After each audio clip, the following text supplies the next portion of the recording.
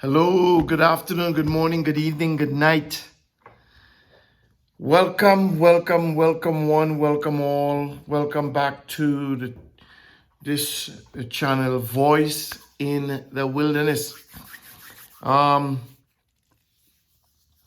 going to get right into this study. We are still in this study, a peek into Satan, a peek at this wicked, evil, this entity. We looking at all things Satan, all things evil, all things enemy-ish, all things bad, mal, is the enemy, is the real enemy, is the real issue Satan? We have been in this study for quite some time, and we want to forge on ahead. We want to continue. Today, in the world that we live in, is known as this second Sunday in May is known as Mother's Day. So, without trying to offend anybody, I want to wish all mothers a happy Mother's Day. There's no Torah, there is no instruction in the biblical narrative about not celebrating a day. It's all about where you put that day in perspective. How you hold that day in your perspective against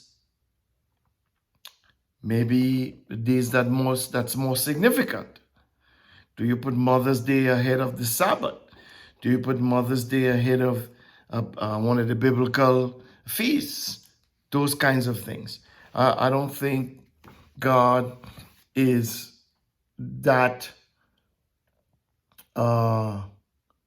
naive to think that we don't, or we won't, or we can't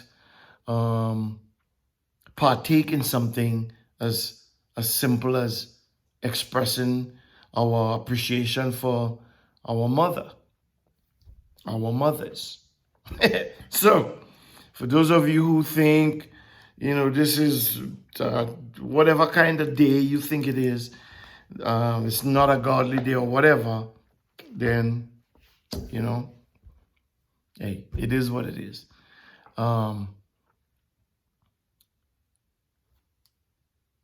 So, with that being said, happy Mother's Day to all you mothers out there. I hope that you are proud of the kids that you have. I hope that you have imparted in them a form of righteousness that's godly, that's on the side of God.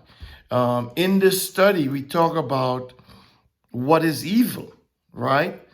And if we read the biblical narrative, you won't see, you do not see God arguing with the devil. Why you do this and why you do that? Why you prompt that? Why you encourage them to do this? You don't see that. You don't see Jehovah chastising this devil, this Satan that we all think is out there trying to get us. You don't see that.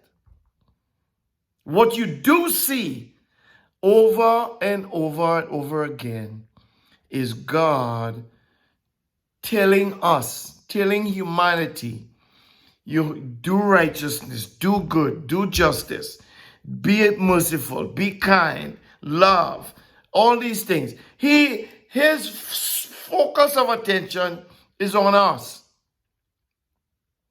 And I would advise us to pay attention to that focus from him. Right? You want to know what evil is? If I can say, I will look in the mirror. Look in the mirror and ask yourself, am I producing evil? Am I producing that which is poor? We looked at the word. We looked at the Greek word for evil. We looked at its meaning. And we see this, the root of that word, at the very foundation, if you will, of the word is poor. It's poverty.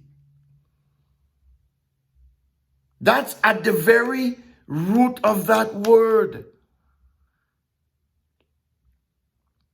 And that doesn't mean that poor people are evil, or people who don't have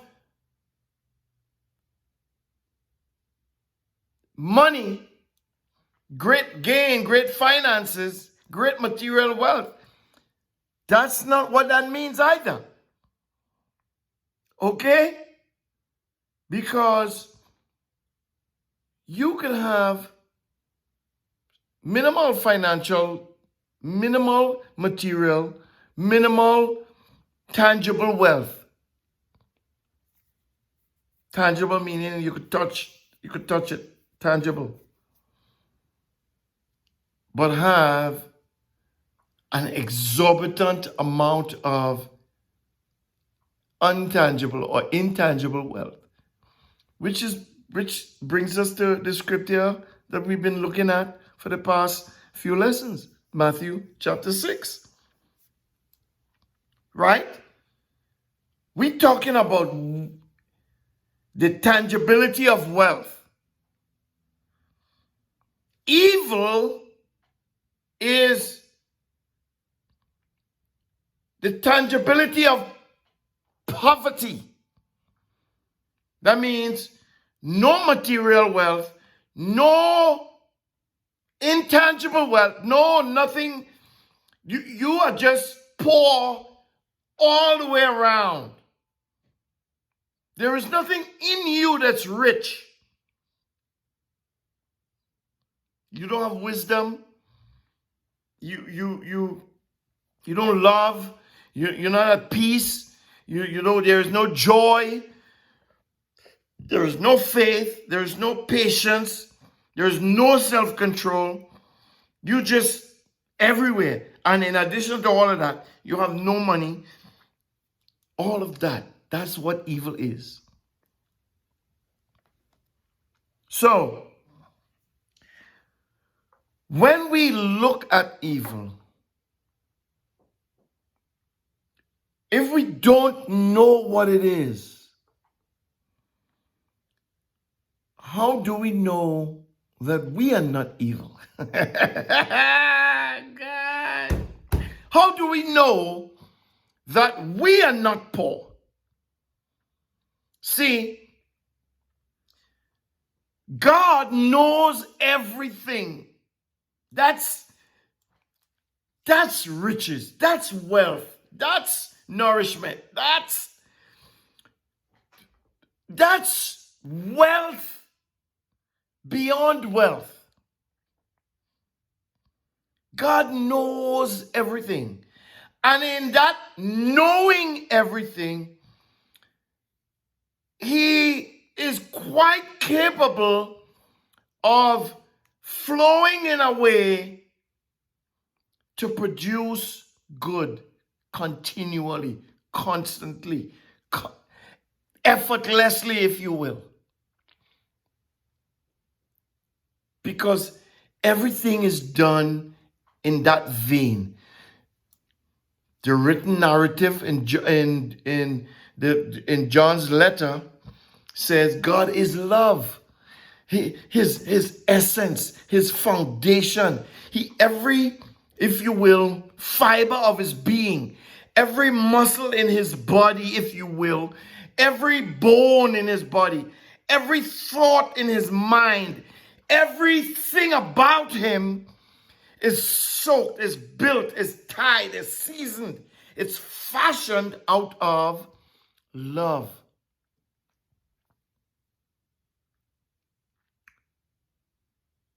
And so he can't do no wrong. And if it looks like he does wrong, it's not wrong. You see what I'm saying? This is the essence of who we are talking about in this ministry. The all-powerful, all-knowing, life-breathing, life-giving, life-sustaining, the creator of all things and all things human and all things in the universe. The biblical narrative describes him as Mika Muka. There is none like him. There is absolutely none like him. We have to listen. Listen. We have to listen. Listen. Listen. Hear what I'm saying to you. We have. We must. It's imperative. It's important that we listen to him. The less we listen, the less we give heed, the less we pay attention, the more we turn away, the more we run away, the further away we carry ourselves, the more danger we are in. We must listen. We must pay attention to what God is saying to us. I hope you have opened your Bible, excuse me.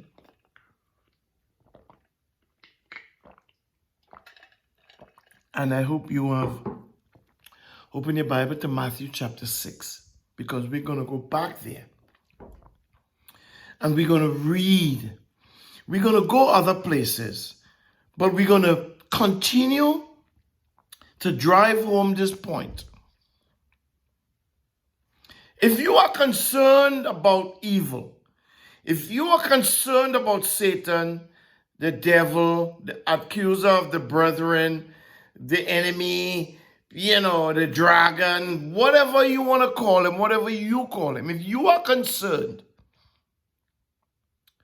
my challenge to you, my suggestion to you is look in the mirror.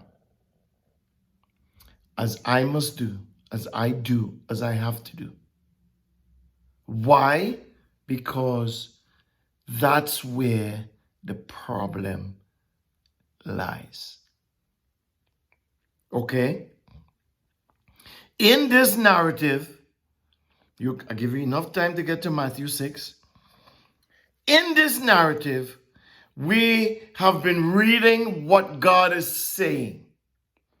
Don't store up for yourself on earth treasures where moth and dust and rust, dominate and acquire and infiltrate and take over. Nothing where thieves will break in and steal. That's not where you want to. That's not the kind of wealth you want to focus on. Now, at the beginning of the teaching, I talked about Mother's Day. And, I said, God is not cray-cray, people. God knows what he created. He knows who he created. God is not mad if you have a day called Mother's Day and you want to celebrate it as a day for your mother, he's not mad at you. Here is where he's going to take issue. You every year you big celebrated Mother's Day, making a big whoop to do about it. But every week he says, honor my Sabbath day and keep it. You ain't care about that. He says, these feasts you must keep. These are ordinances and statutes forever throughout your generations. You ain't keep it. You set aside the Sabbath day. You create your own Sabbath. Your Sabbath is Wednesday, or it's Tuesday, or it's Sunday, or you just doing everything you want to do.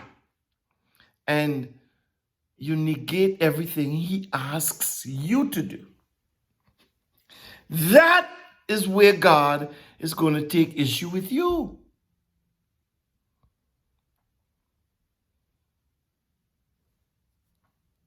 That is where he's going to take issue with you. Is where do your priorities lie? Do your priorities lie in his righteousness or in your own?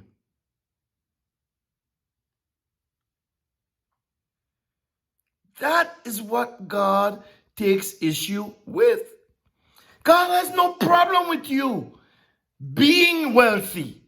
As a matter of fact, he insists, if you obey, you will eat the good of the land. If you are willing and obedient, you will eat the good of the land.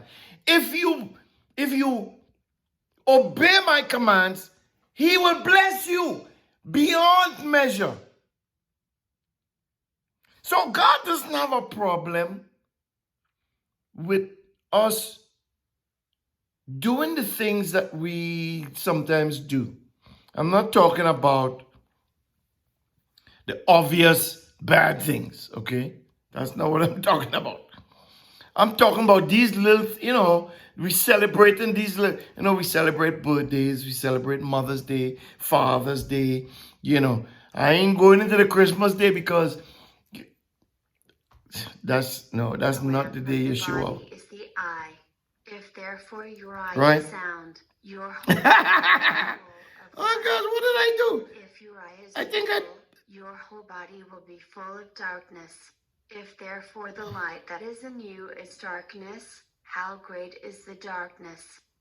No one can serve two masters, for either he will hate the one and love the other. Oh gosh. You see, I was waving my hand around and I hit a play. Oh, there's the play button.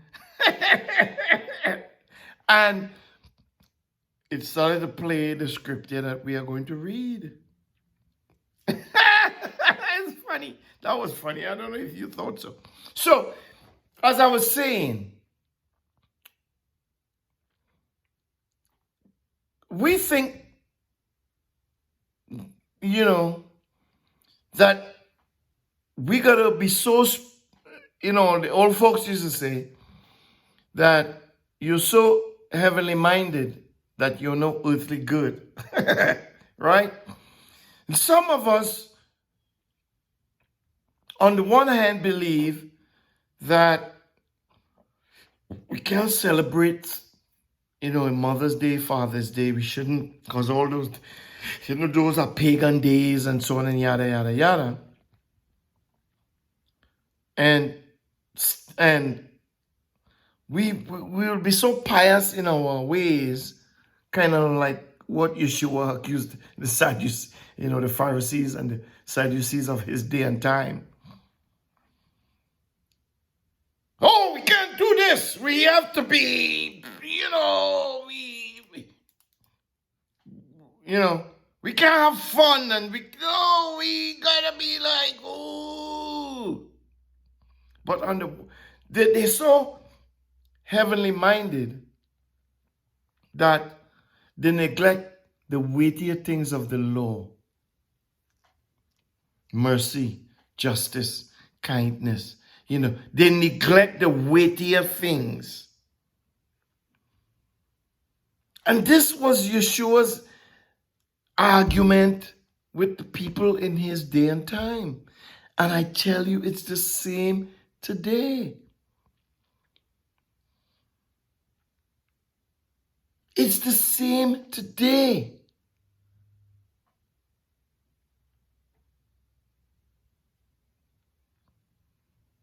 We think we are so good, but we don't know what good is in the eyes of God. What is good? What is evil? And we laid it out plainly. Evil is anything in opposition to what God says and what he wants done. If you oppose that, you become the opposition. You become the Satan, the adversary. You become that adversary. And he will take it up with you. He will have an ought with you. Just like he had an ought with Israel. We did Samuel and Chronicles, that narrative. We did King Ahab and Jehoshaphat, that narrative. Where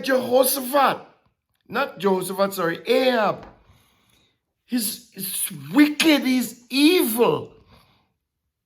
He does nothing righteous. He is disobedient to God. And he thinks he's so up there. Talking about this prophet, don't prophet nothing, don't prophesy anything in my favor. The same prophet comes, prophesies in his favor. He chastises the prophet. It is so ridiculous.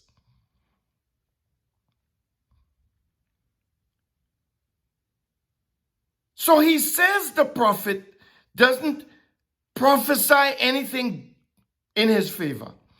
The prophet comes and prophesies in his favor. And he calls the prophecy a lie, which inadvertently is the truth. The prophecy is a lie. He calls it a lie. But just to make the point about how we think we know so much that we don't know anything. And that is the epitome of humans who are in those positions, who oppose God at every given opportunity, who oppose God and don't even know that they are opposing God, don't want to admit that they're opposing God.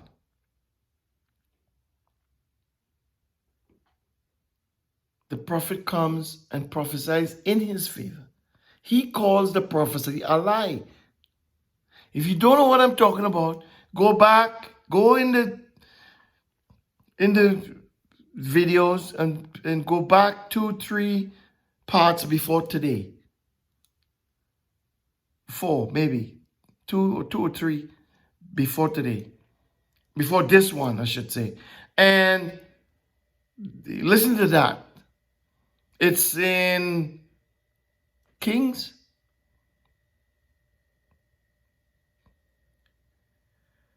Micaiah, who is the prophet,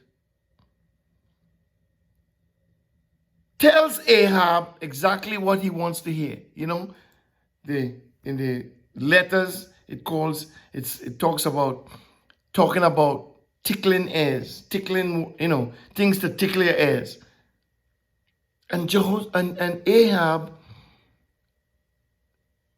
chastises the prophet because he thinks the prophet is lying. Well, the prophet is lying. So he is wicked and evil. The prophet comes, prophesies. He tells the prophet he's lying. When the prophet now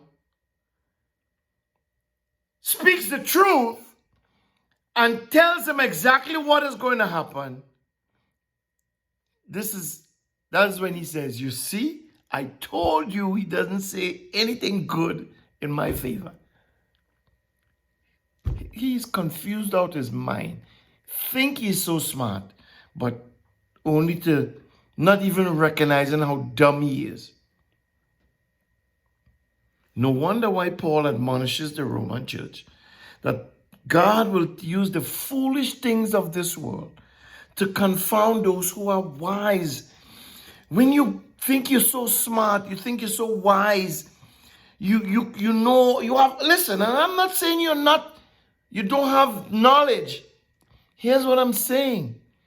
If the knowledge you have opposes what God says, opposes God's instructions, opposes what God has already established, that knowledge is evil. It's wicked. And you perpetrating that wickedness. The transgender, the homosexual, you're going to you're propagating these things as if these are things to be propagated. As if this is something God wants. God lends his, what's the word I'm looking for? As if this is the lifestyle that God is lending his credence to. If he's checking off and saying, yeah, that's a good lifestyle. No.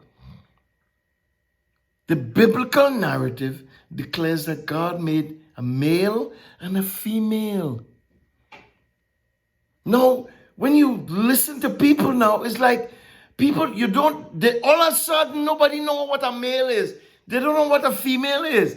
It's like, so all of that is in the air now. Nobody know. Well, yeah, people know what it is.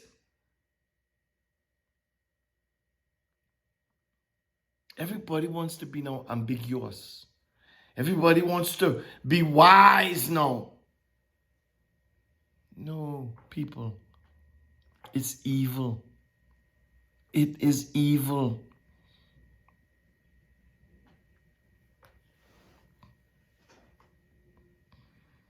Yeshua says, don't lay up for yourself that kind of treasure.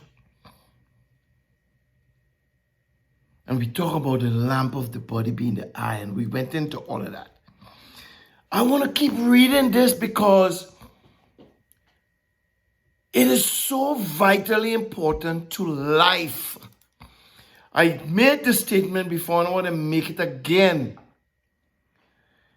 Yeshua is alluding to the truth that your body, every single human body needs light.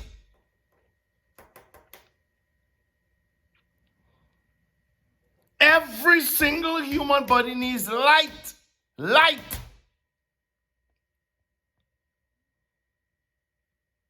Because in light sits truth. In light sits nourishment. Ask the trees. Ask the vegetation out there. They need light. They need the nourishment that light produces. Well, does darkness produce nourishment? Darkness has its functions. Right? See, God is not cray-cray. He's not crazy. God is not, he's none of those things. God understands everything. He knows everything. And so, nothing that exists on its own accord, exists exists on its own, well, I could do what I want. Nothing. Darkness cannot do what it wants because light is there to oppose it. Not as the Satan, but just to let darkness know, hey, I'm here. Do right, because I'm right here. It's the same thing God is doing. Do right, because He's right there. If you don't do right, He will take you to task. So the body needs light. Light comes through the eye, is what He said.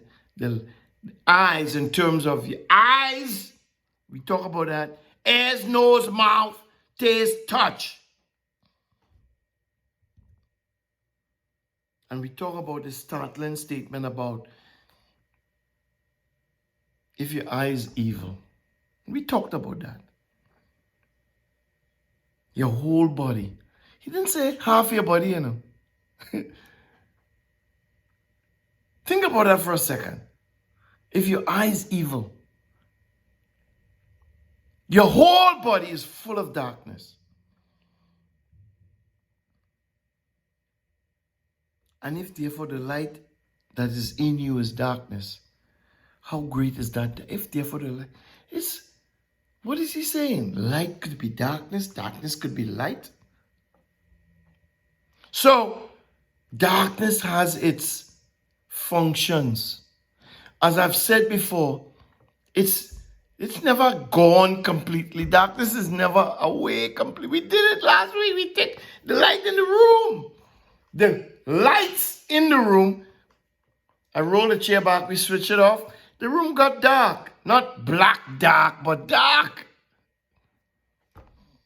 Right? Not lightless dark, but dark. Darker.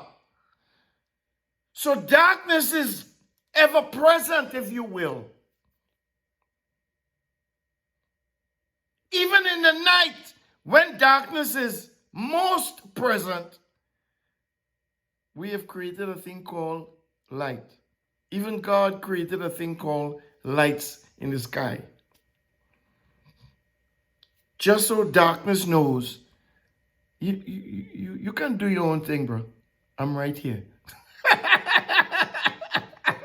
I'm watching. I'm always watching. You might have a time to reign as if you're the supreme being, but you're not. Because I have a light in the sky that rules you. And then I created human beings who created light that could rule you in the night. Because the thing called bulbs and electricity and lights, when it gets dark, we just flick the switch and the light comes on in the night, in the dark.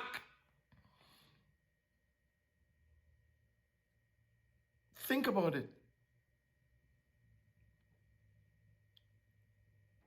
In the daytime, darkness seems to disappear.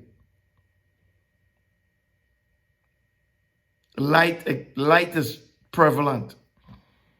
In the nighttime, the light is still there. The darkness seems to be more prevalent. Right? But the light is still there.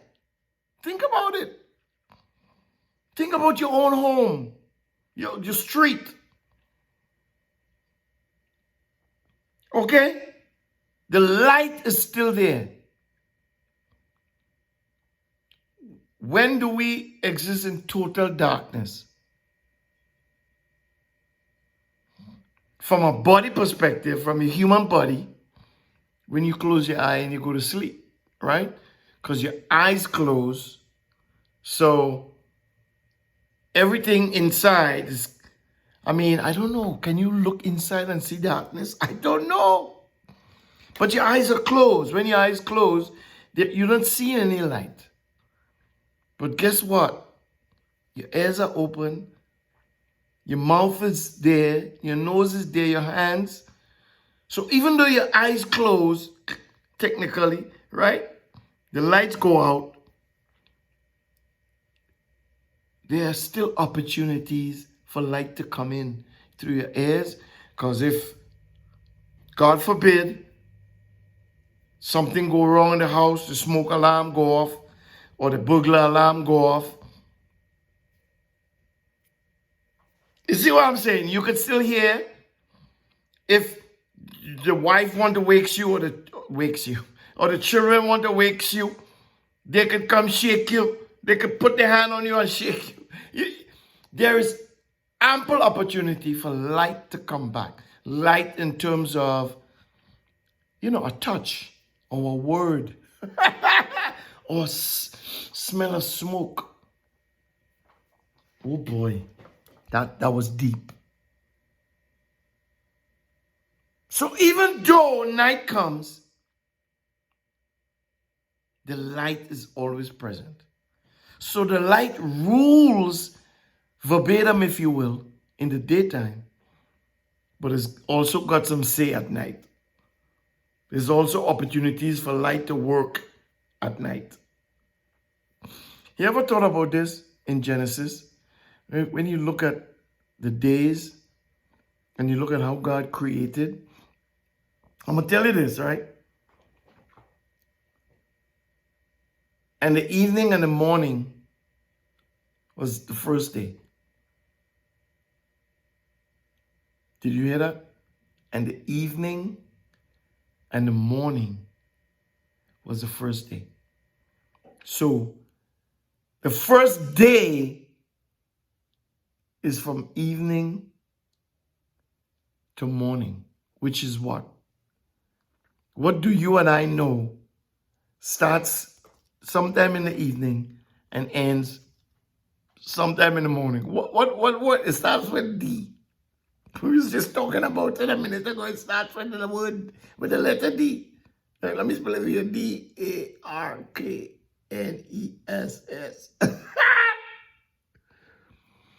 And in the evening and the morning of the subsequent 5 days, there was a light at work, creating life, creating universes, creating things.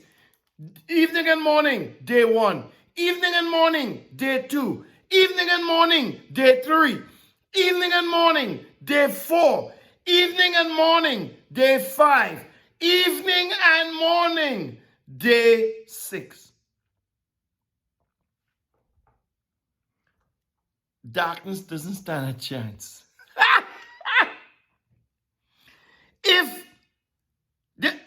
If your eye is evil, your whole body is full of darkness. You don't stand a chance.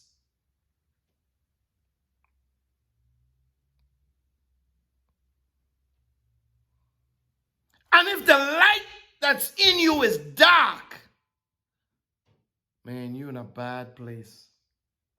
You in a bad place.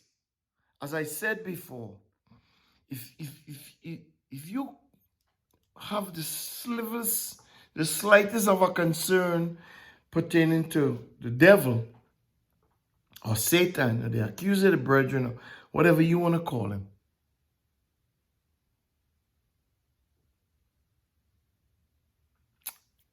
look in the mirror. Look in the mirror.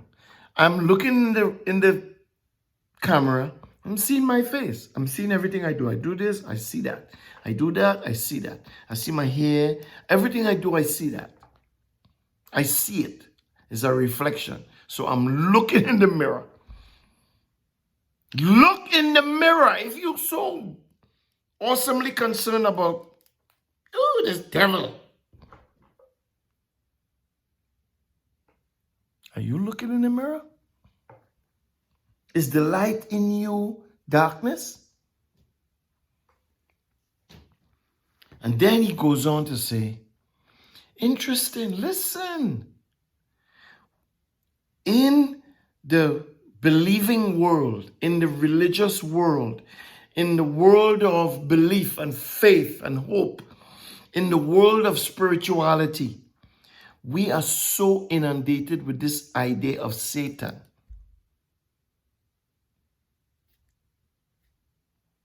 Here's what Yeshua said. Listen to what he says in Matthew 6 and verse 24. Listen.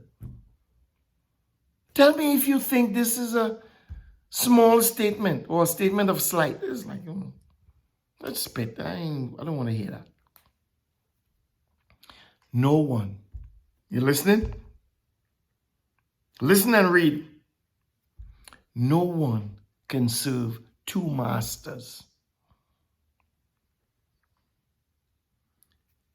For either he will hate the one and love the other, or else he will be devoted to one and despise the other.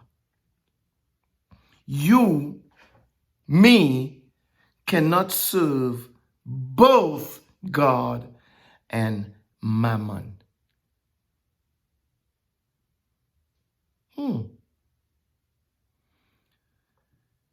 In all this world, in all this history, in all of this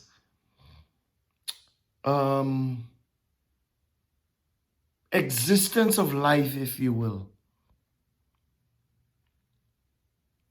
he didn't even put Satan as a master. It's baffling. We've read some baffling statements. God, if you believe that he came from God, if you believe what he said, that he and the Father are one, and he don't say anything except what the Father says, if you believe all of that,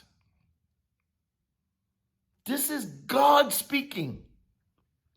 This is Jehovah Elohim speaking.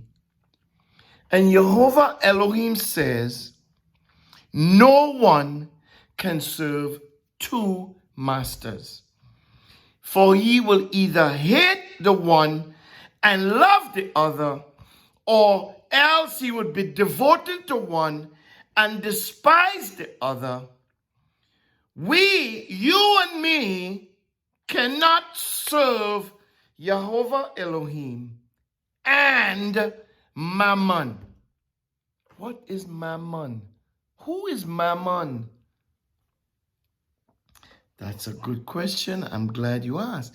Let's take a peek at the meaning of the word. For all intents and purposes, I've been taught that this is talking about money. And it's, according to the context, could very well be so. Right? Because he was talking up from verse 1. He taught us how to pray and how to be humble. And how not to let your right hand do let your right hand know what your left hand is doing, and all these kinds of things. Then he said, don't store up for yourself treasures on earth where moth and dust. And he's talking about material wealth. He's talking about material things. Is God a material thing? Is Mammon a material thing? He says you cannot serve two masters. Doesn't even say the devil. The translators here doesn't say Satan, the devil, the accuser of the brethren, the enemy, none of that. It's translated Mammon, that word. You cannot serve Elohim, God, and Mammon. These are the two masters. If we take him literal, if we take what he say as gospel, God is a master. Yes, we agree? And then perhaps this Mammon is a master. Okay? Two masters. He say, yeah, you You can't serve both sides of the fence. You could only serve one. So let's see what the Greek is speaking about this mammon. This word mammon, mammonas, mamoinas, phonetically it's mam like M-A-M, mo, M-O, nas, N-A-S, N-A-S, mammonas. It means mammon. Well, the translators use mammon, but we're still trying to figure out what is mammon. And the other meaning here, according to Thea, treasure. Then they say riches.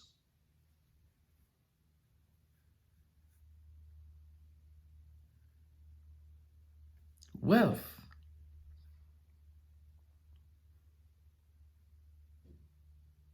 Right? See, you cannot serve two masters.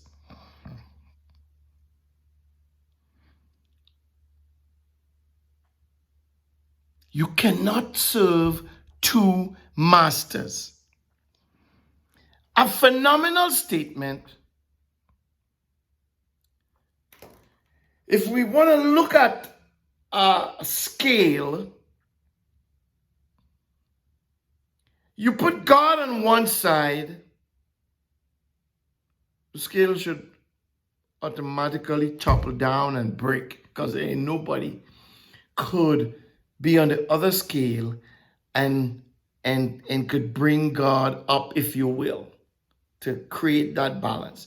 Because besides God, there is no one else. He is beyond all. Get what I'm saying? In width, in height, in depth, in measure, in stature, in whatever way you want to compare something, he is beyond even comparison. Here, Yeshua says, okay, you want to talk about why two? Why only two? Why is he didn't say you can't serve 4 masters or 3 masters or 5 or 6? Or there are a plethora of masters out there. There are a plethora of gods out there, and you can't serve all of them. Right? No, he says you can't serve 2 masters. 2 in relation to one against, not against, but in relationship to one to the other. Right? If your eye is single,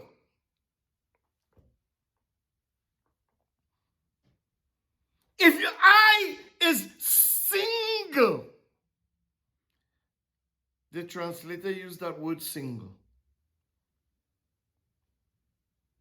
So if you're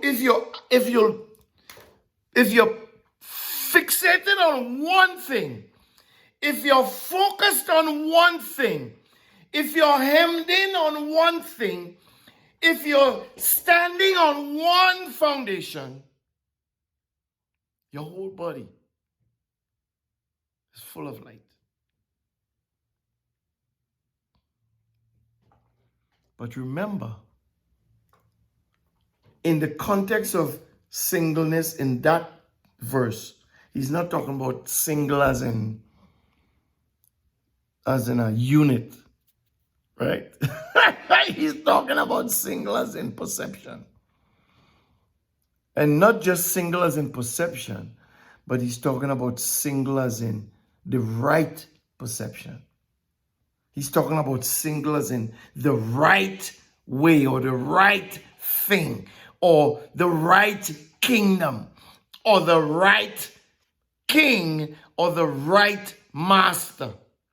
Because you could be single-mindedly focused on the wrong thing or the wrong master or the wrong side. You getting what I'm saying? You could be single-mindedly focused on the wrong thing. And that would put you in opposition to being single-mindedly focused on the right thing, which would be single-mindedly focused on the right thing would make your body full of light. Single-mindedly focused on the wrong thing would make your body be full of darkness. And if the darkness that's in you, and if the light that's in you is dark, how dark? You see what I'm saying? So, if you don't understand this concept, if we go back to the garden, let's go back to Genesis. I just can't help but go back there to reiterate this point. I know we've said it, we've talked about it over and over again, but I have to regurgitate it again, right? Genesis 2:9. Wait, let's go back. Genesis 2:8. Jehovah Elohim planted a garden eastward in Eden, and there he put the man whom he formed. So he planted a garden, put the man in the garden. Out of the ground, Genesis 2:9, the biblical narrative states, out of the ground, Jehovah Elohim made every tree to grow that is pleasant to the sight and good for food, including in these trees that were pleasant to the sight and good for food was the tree of life in the middle of the garden, and the tree of the knowledge of good and evil. That was good for sight. That was good for sight and was pleasant for food. See, the issue again that God has is with us. And the issue that God has with us is that we do not want to do what he asks us to do. We want to do our own thing. After he created the tree and the good food and the pleasant to the sight,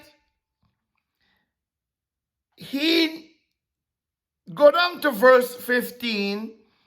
God took the man, put him in the garden to cultivate and keep, serve, teach, build, educate the garden, talk to the plants and the trees and the flowers as many gardeners do. Okay? Not that you would get a response, but your interaction with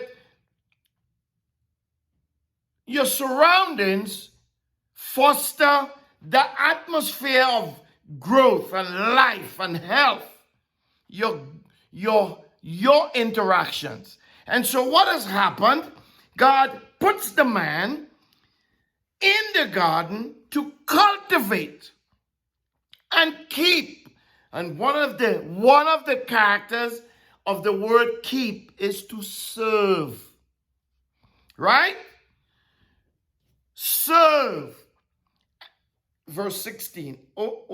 Here comes the dynamic. Jehovah Elohim commanded the man. What was the command? Jehovah Elohim commanded the man, saying, you may freely eat of every tree. Why you may freely eat of every tree? Because he made every tree that was good for food. He made it. God made it. We just read it. And good for the sight. So he said, listen, Everything I made, you can freely eat. I just have one rule. I just have one instruction. I just have one Torah. Torah, or Torah, however you call that, single, right? Because, you know, I don't want to get into the whole thing. I'm not even sure. Torah, I think, is the proper word, I think, to mean single. The single command I'm giving you is, on the one hand, eat everything you could see. On the other hand, that tree, don't eat. I'm not saying, man and woman, that the tree isn't good to eat. I'm just saying to you, I don't want you to eat from that tree. Well, why? Why can't I eat from that tree? What the problem is? You scared of something, God? You scared of something? You scared I won't be like you? You're right. Stupid human. I created you. Why am I going to be afraid of you if I created you? It's crazy, right? But that's how we think. Because everything in life we have discussed at length. Everything, regardless of what you think, ma'am or sir, everything in life, they exist based on rules and principles, on statutes, based on Torah too. Everything, every single thing, everything you could think about, they exist based off of rules and regulations and Torah taught. And it's no different for us. God created us. He created everything before us. He told us he created everything for us. He said, listen, you not in an adverse position to them in that everything else they exist by rules. You too. Well, what rule do I exist by? Well, you exist by my rules. And one of my rules is eat what you want. Whatever you see, eat, man. Have fun. Enjoy it. Don't eat from that tree. Why? Is it not good to eat? That's not the point. I don't want you to eat from that tree. I used to do this with my son.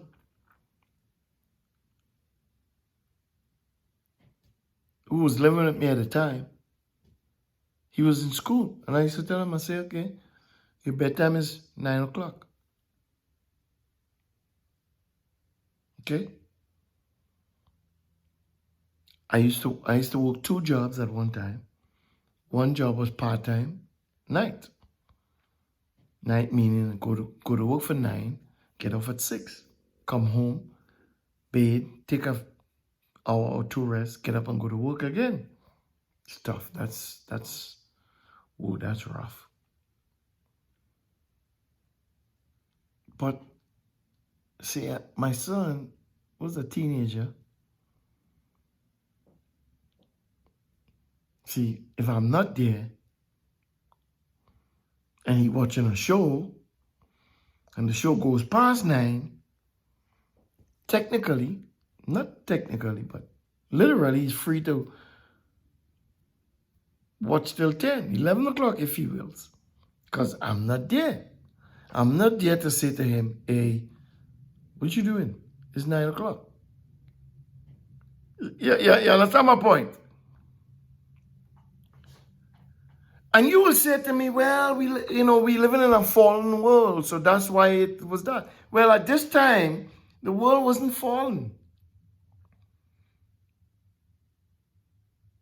When God told the man, thou shalt not eat from that tree, everything was perfect. God even said it was very good. It wasn't fallen. And here comes the age-old question, well, why is it fallen now? Well, it's fallen now because she disobeyed the command not to eat. That's why we are in the predicament we are in. And we continue to be in that predicament. We continue to be in that predicament when we continue not to obey the things that we are told to obey. The predicament continues.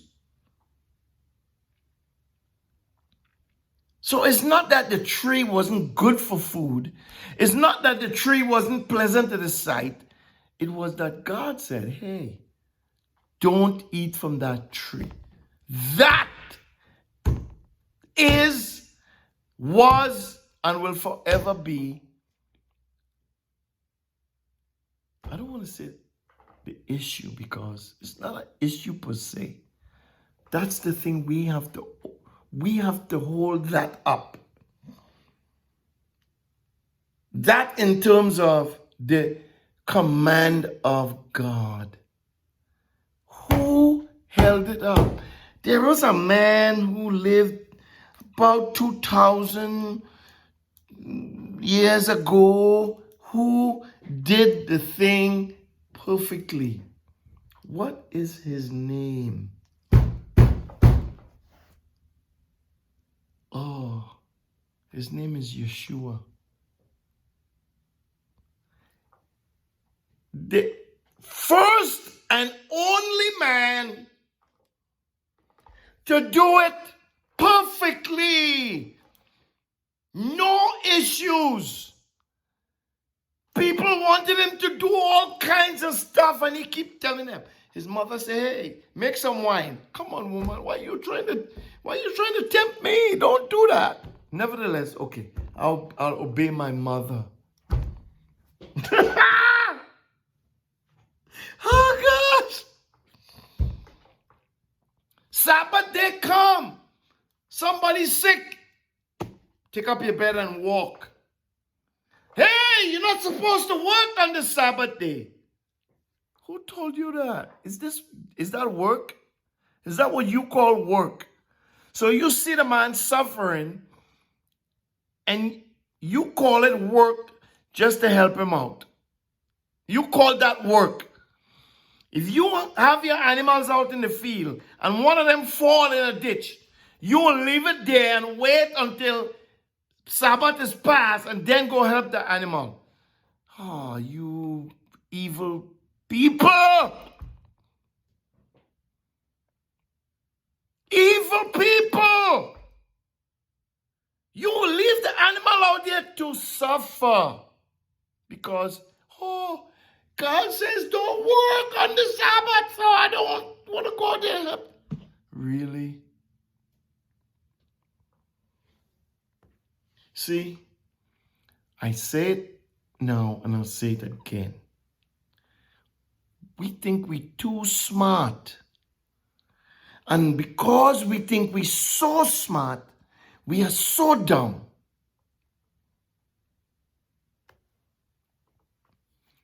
I'm saying it again. God is simple.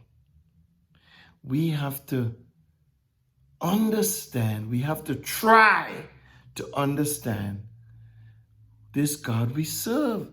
Is he crazy? Or does he really mean to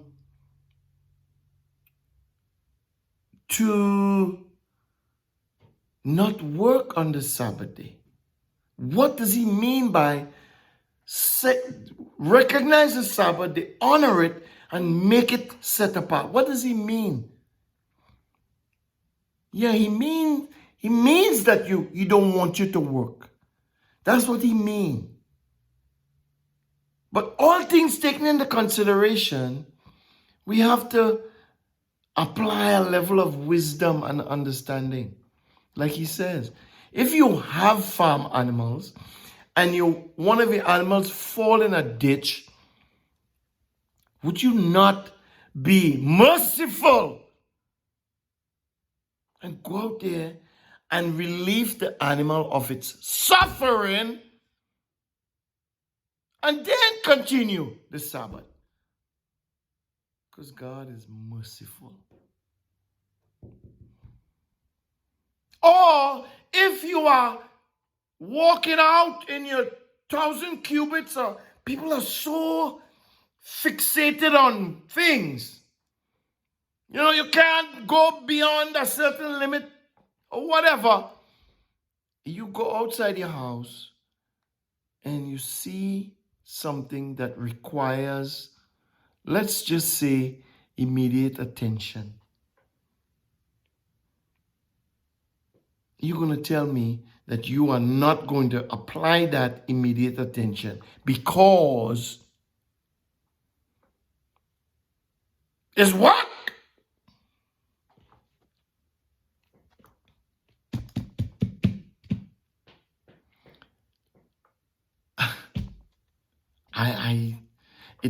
I shudder to think sometimes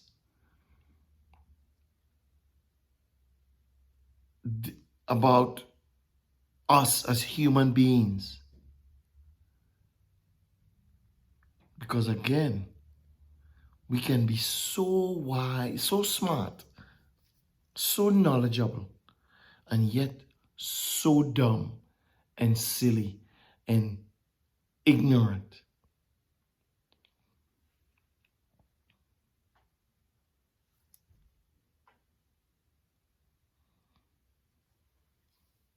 You cannot serve two masters. You can't serve yourself and serve God. You can't serve your neighbor and serve God. As a matter of fact, you might stand a better chance serving your neighbor and serving God. Because you have to love your neighbor as you love yourself. So if you love your neighbor and you serve your neighbor, you might be in there. But then your neighbor is not going to be looked at as a master. You cannot serve two masters, he says. And he does not talk about, nowhere in the meaning of the word mammon is the word poor, or is the word satanic, or devilish, or wicked, or what other word? Enemy, opposition, nothing like that. It's not nowhere in the context of the word mammon.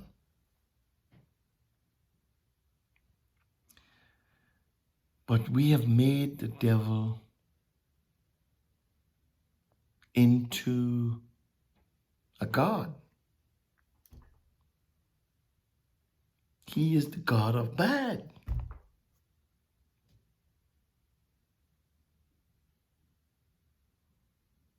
But he's not a god. And he's not the god of bad. There is no god of bad, if you will. There is God and there is us.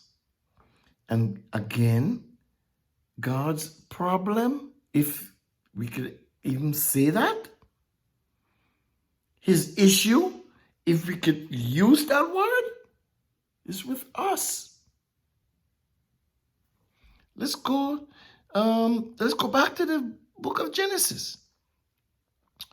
Let me see how to find it. Yes, Genesis chapter 6. Are we there? Genesis chapter 6. Let's begin to read. And I want us to get this in our mind about what is being said. We talked about this many moons ago, many lessons ago. Can't remember the topic at the time. We talked about this though. Oh, I think the topic is, who are the giants? Genesis 6:1 says, when men began to multiply on the surface of the ground, and daughters were born to them, God's sons saw that men's daughters were beautiful. And they took, who took? God's sons, took any that they wanted for themselves as wives. And Jehovah said, my spirit will not strive with man forever, because he, man, is also flesh. So his days will be 120 years. Now Nephilim were in the earth in those days, and also after that, when God's sons came into men's daughters and had children with them, those were the mighty men of old, men of renown. Are we listening? And Jehovah saw that the wickedness of man was great in the earth, when God's sons came into men's daughters and had children with them. Oh, I went back, sorry. Verse 5, we in verse 5. And Jehovah saw that the wickedness of man or mankind was great in the earth. And that every imagination of the thoughts of man's heart was continually evil. And Jehovah was sorry that he made man on the earth, and it grieved him to his heart. Now, let's count how many times this word is used in these 6 verses. Man, or mankind, or anything pertaining to man. When men, that's 1, begin to multiply themselves, daughters, that's 2, were born to them, that's 3. The sons, that's 4. Saw that men's, that's 5. Daughters was 6. Were beautiful, and they took, and they, that's 7. That took they wanted for themselves as wife. I mean, in the 2 verses alone, his reference to humanity is like 10 to 12 times. Men, daughters, them, sons, men's daughters, they took that they wanted for themselves as wives. That's all dealing with humanity. Listen to the statement in verse 3. God said, who said? Did you say it? Did I say it? Did another man say it? No. The narrator says, the writer says, the scribe says, God said, my spirit will not strive with giants forever. Ooh. My spirit will not strive with Nephilim forever. Ooh. No. My spirit will not strive with demons. None of that. My spirit will not strive with man or mankind, because he is also flesh. And you know what? We begin, as we read this, our mind begin to go into everything we have heard about this passage of scripture. From, what's that book?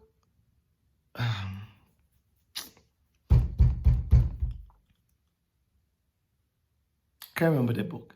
We begin to go into all the teachings that's been said. We read in this, but listening to all the things we have heard, so we nullify everything that is said in this passage. There is an issue here.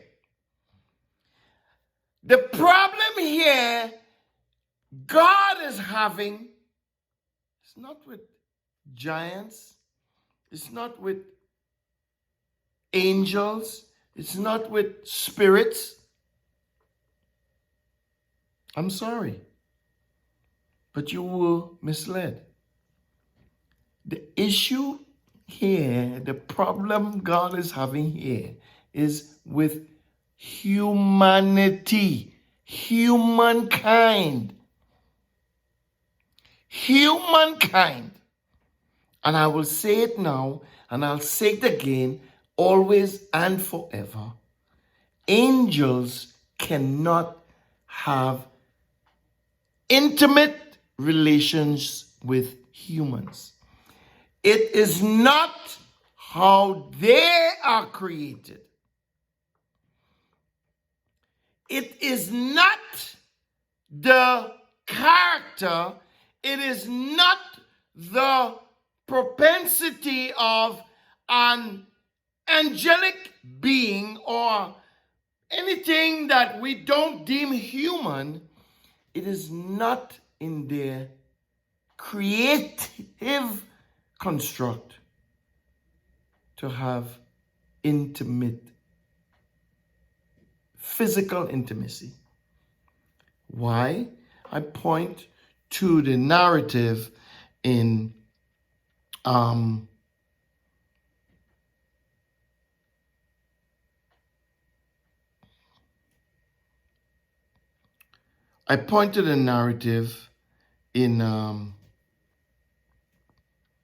the Gospels, where the question was asked to Yeshua about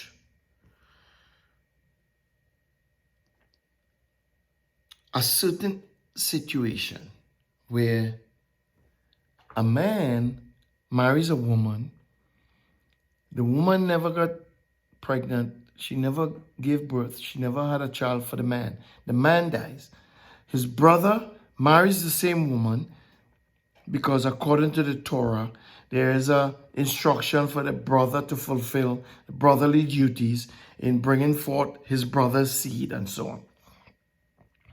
And the proposal that they put to Yeshua is, one brother tried, another brother tried, everybody kept dying around the woman.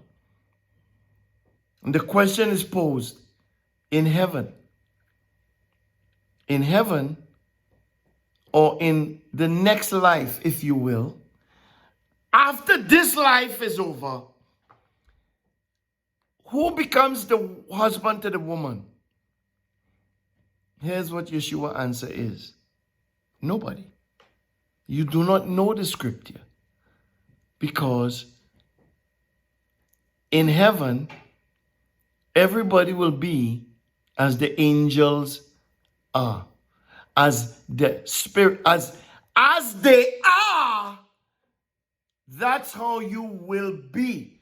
As the angels are.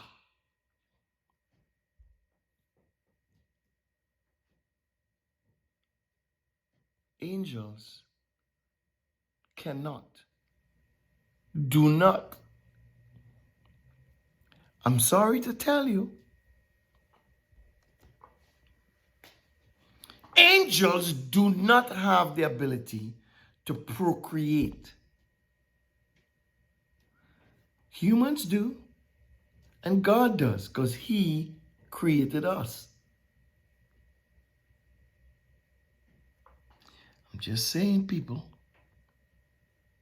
So, when you read this passage of scripture in Genesis 6 with all of this stuff in your brain, you're not going to see what God is saying. God has His issue with human beings. I am telling you that's why this teaching about who are the giants in the earth. Who were the giants in the earth? See, we go into all of this other stuff. We don't look at, we are in the earth. We don't look at what God is saying to us. He's talking to humanity. God, I listened.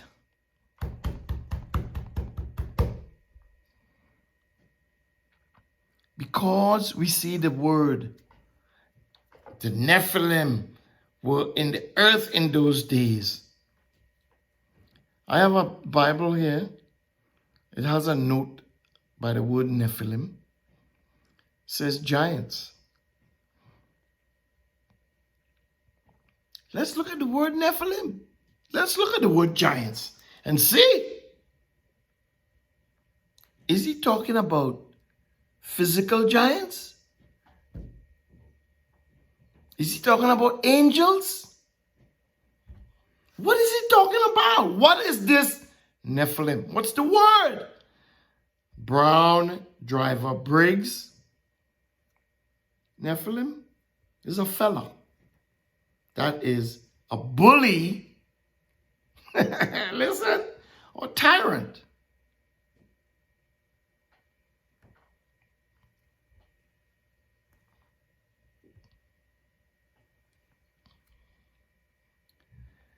And it comes from the word Naphal.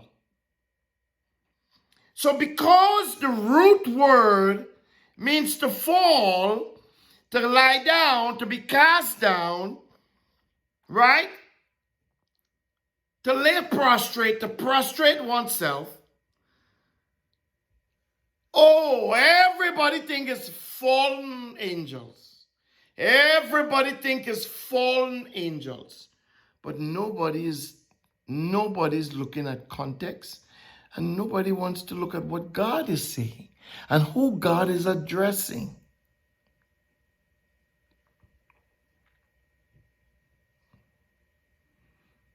What is God saying and who is God addressing? God is addressing humanity. When men began to multiply on the face of the earth, and daughters were born to them, God's sons. Who could be considered a son of God? People who are doing righteous deeds, people who are living righteously, right? These righteous people begin to see that daughters, no men. Who is men? Well, we have in the context, he's talking about men, different caliber of men, different quality of men, different character of human beings. One character of human being is considered godly, sons of God. Another character of human being is called just man. He's just doesn't really have any godly character. So the narrative begins to sift these two. God's son saw beautiful men, beautiful women. There are beautiful women in the world. There are beautiful women in the earth. Gorgeous, fantabulous, awesome. That will turn anybody's head. Anybody. Including, according to the narrative, God's sons. And get them, according to the older folks that I grew up around, Tutulbe. Get them Bazodi. Get them stupid. They were beautiful. Sarah was beautiful. She was one. But listen to what these godly men would begin to do. In verse 2, the narrative says, and they took any that they wanted for themselves as wives. They didn't consult their God. See, you might be godly and you're looking for a fine looking woman. There's plenty of them out there. Is she godly? Remember what happened to Solomon? See, we think all these things happen because of happenstance. What happened with Solomon? Solomon was a giant. He was a king. A king is considered a giant. A king could be a giant. If you look at, I didn't want to go there, but if you look at the word, the meaning of the word giant, magistrates, kings, presidents, governors, rulers, they are considered giants in sports. We have giants in Hollywood. We have giants in the media. We have giants everywhere. The word still exists. The people still exist. If you are fixated on a 10-foot, 15-foot man, I don't know if you ever see one, but they are few and far between. If they get 15 feet, if they get 10 feet. But we see this, the word, we hear the stories, we hear the teachings, and we get into this mythical idea that God, yes, God, there's a certain level of mystics involved with God, because you can't see him. Yet, Paul says, don't be afraid to entertain strangers because there might be angels unawares. There might be messengers of God unawares, right? So there is a level of mysticism, if you will, involved with God. It's not complete mysticism. It's not total mysticism. See, but, in certain places, we take it to limits and we get creative in our mentalities. Look at what God is saying. That these righteous men who were giants, because when you're a righteous man living righteously, you are a giant. No matter how short you is. Josiah was a giant because he was 9 or 10 or 12. He became king. There were many of them in the book of Kings. Little but giants. David was a giant and he killed a giant. So, people, we have to be balanced. We have to keep everything on the scale and be like, okay, what is the narrative saying? God he ain't talking to a spirit. He ain't talking to an angel. He ain't talking to a messenger. He ain't talking to Satan. None of those things are involved in this narrative. None. But we bring them in. We bring them in. Humanity, we bring them in.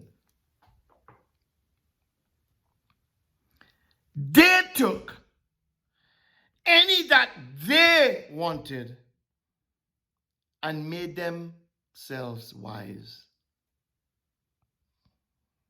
And what did God say? Verse 3. My spirit will not strive with the Nephilim. My spirit will not strive with the giants. My spirit will not strive with God's sons.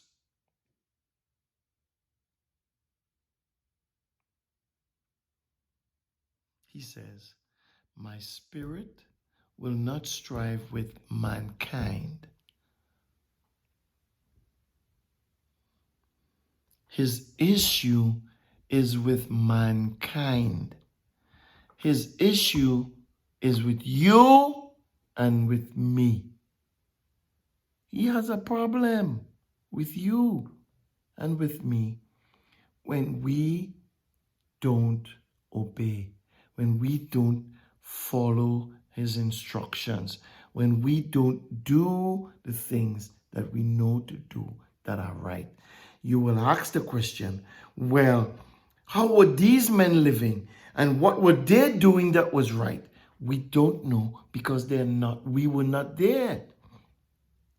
We weren't there with Enoch. But guess what? Enoch walked with God. Excuse me.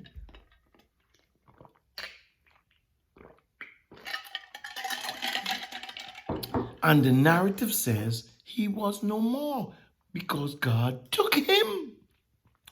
What was Enoch doing with God that God was inundated with? He was, whoa, this man, I love him. I can't keep him in this earth. I have to take him with me. What was Enoch doing, people? I don't know because I wasn't there. But must have been really, really special. Moses, Abraham, and David.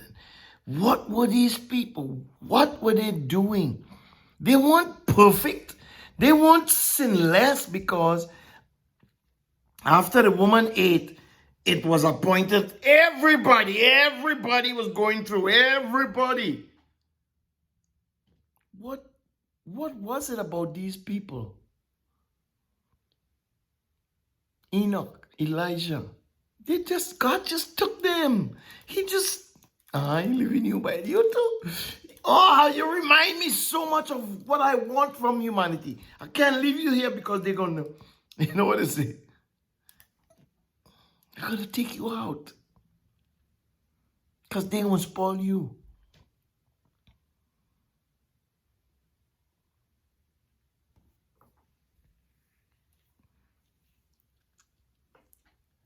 So because he's also flesh. What is it? Because he's also flesh. Because there's a propensity in man to do stupid things. There is a propensity in man to be disobedient. And they prove it in the garden. I know that. Me as in God. God is saying to himself, I know I created them. There is that propensity in them to be disobedient. But I know that and I have a plan in place. But they won't listen. So I'm not going to strive with them forever because look at what they're doing. Look at what the men doing. Again.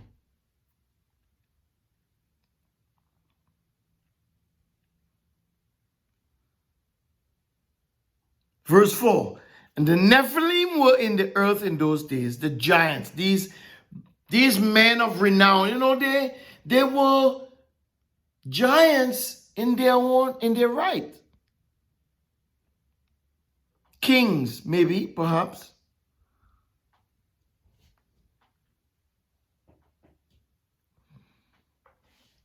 Leaders, magistrates, these people are considered giants.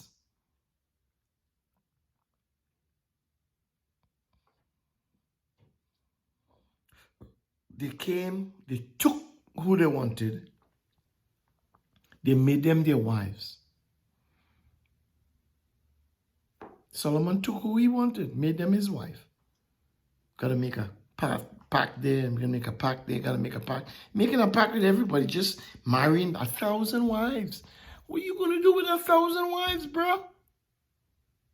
No wonder why he said, you can't heap coals of fire in your pants and don't expect to get burned. That's stupidity. Coals of fire is hot.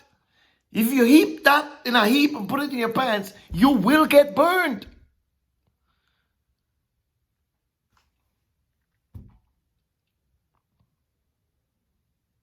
They had children.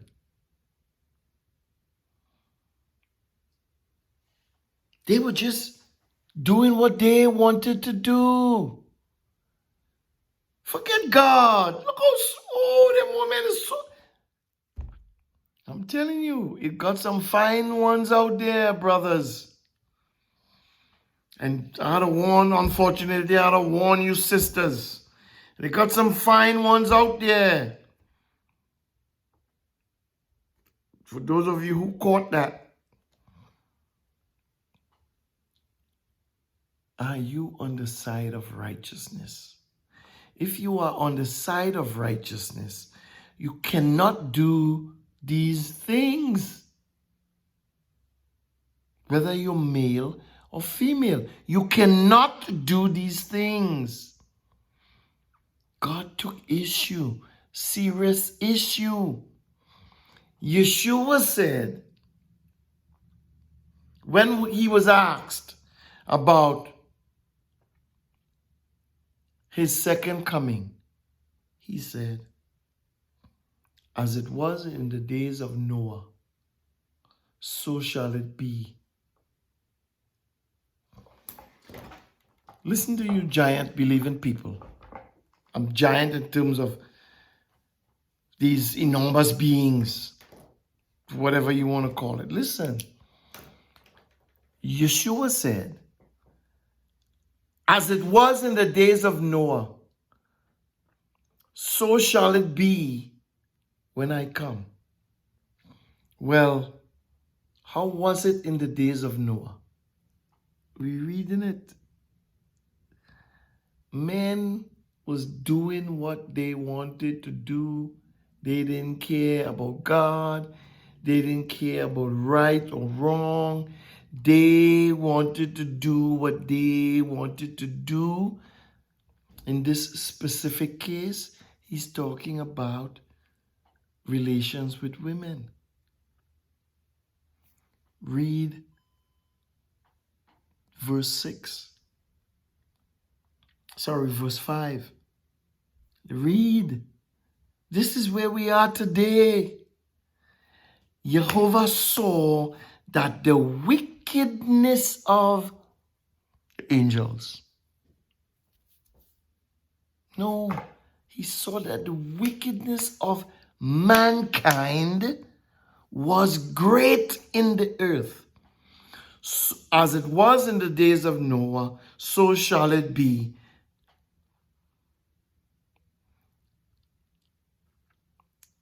Wickedness in the earth. Evil, if you will, in the earth. Who is perpetrating the evil? You think it's Satan. You think it's the devil out there doing stuff? Nope. It's not the devil. It's you and me. It's humanity. It's other human beings. It is other human beings doing wickedly.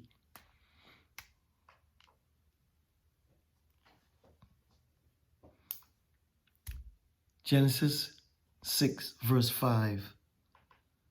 Jehovah saw that the wickedness of man was great in the earth.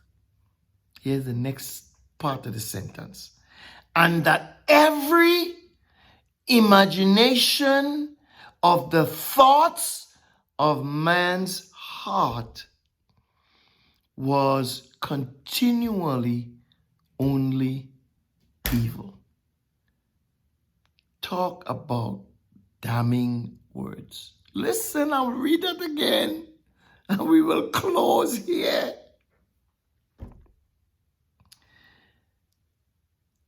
Jehovah saw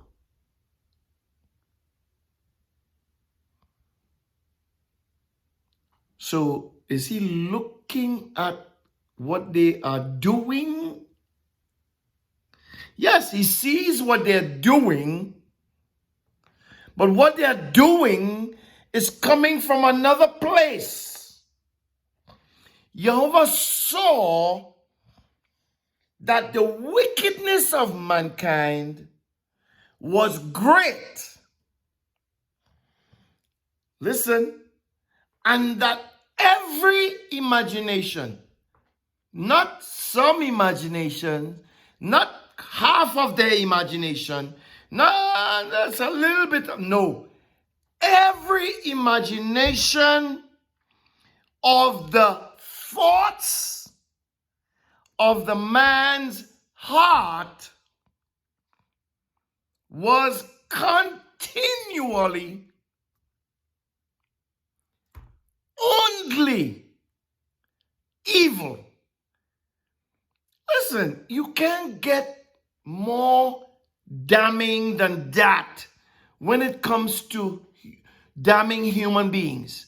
You can't get more. God can say nothing more conclusively damaging to humanity than what he just said. And it happened then, and Yeshua says it's happening now.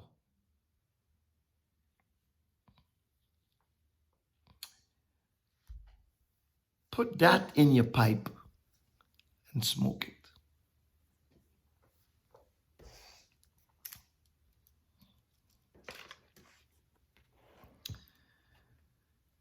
Turn in your Bibles to Numbers chapter 6, verses 22 through 27. Numbers 6, verses 22 through 27. Some people might say, well, what does put that in a pipe and smoke it mean? That's what the old folks used to say when they want you to think about something. You know, because back in the day when people used to smoke pipes, they would often be in pensive moods, you know. You light a pipe when you're trying to think about things. You put it in your pipe and you smoke and you ponder on that. Think about that. Go back and reread Genesis 6. Reread those 6 verses. Think about those words. As I said before, you can get no, God cannot be no, I guess you can be more damning than that.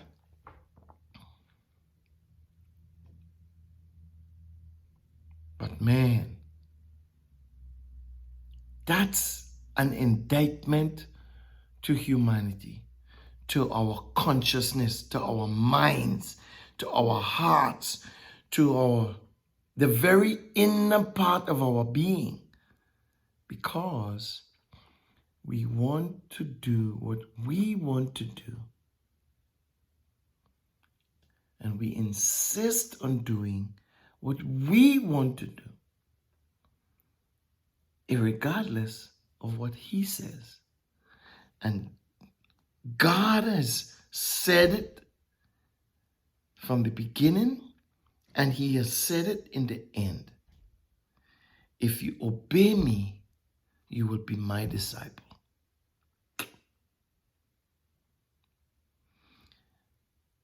Your disobedience proves that you are not his.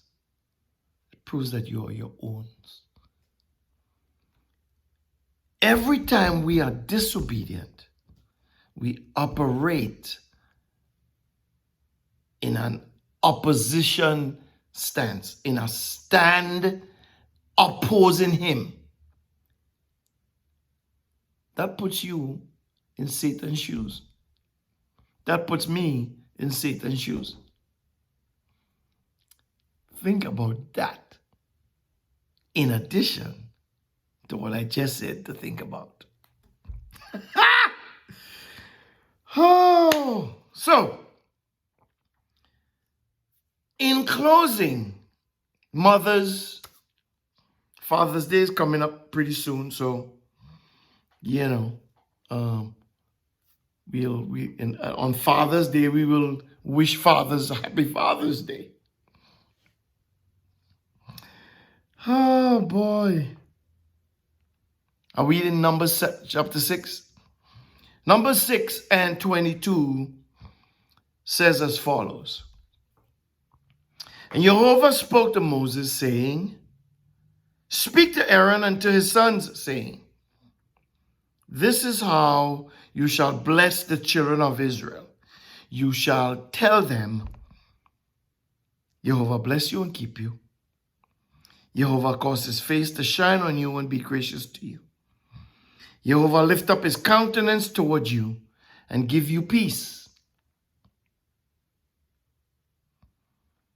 So they shall put my name on the children of Israel, and I will bless them.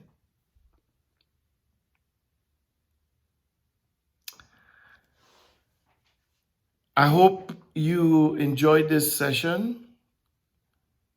I would bid you adieu.